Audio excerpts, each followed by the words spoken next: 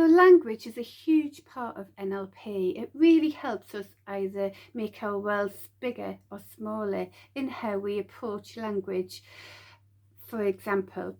So in this part, I'd like to talk about what we call the meta model. And meta model is all about being more specific, because in language we can do things, for example, what we call generalizations.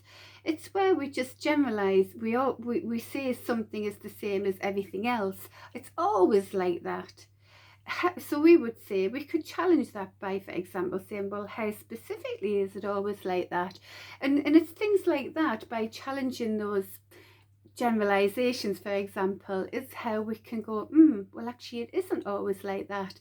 And it can really help us expand our truth into a different truth, a better truth, for example.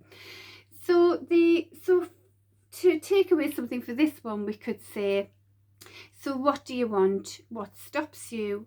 What can you do about that? What am I going to do now? And how specifically can I do this now moving forward? So there's all sorts of questions we can help that can help to get you more specific about actions that you can take, for example. And these questions are about direction. These ones are about movement and directing you where you want to be.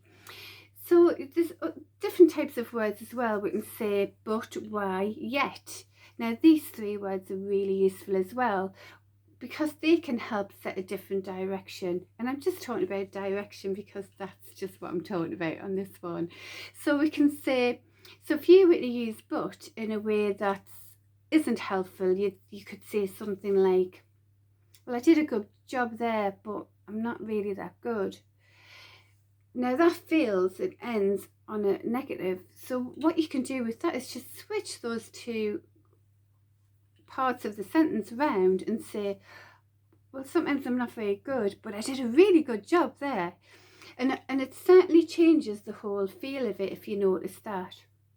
Yet is another great word, because we can say yes, but you haven't done that yet. And that kind of assumes that maybe you're going to do it in the future. So yet again is another powerful word. And why? We talk about don't use the why as well, and this is another big one, because if you go, why me, why did it happen to me, your mind will just filter in all the things of why something isn't very good and why it happened.